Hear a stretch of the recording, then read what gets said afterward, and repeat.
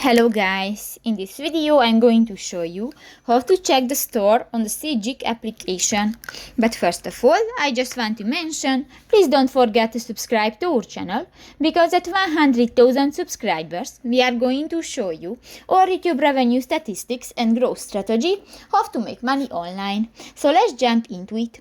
First of all, open the application on your device.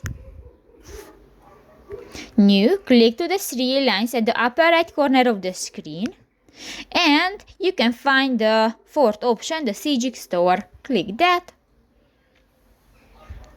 and you can find different subscriptions, license, and you can change the currency, and you can find different information in the frequently asked questions section. So that's pretty much it for this video, guys. See you in the next one. Bye bye.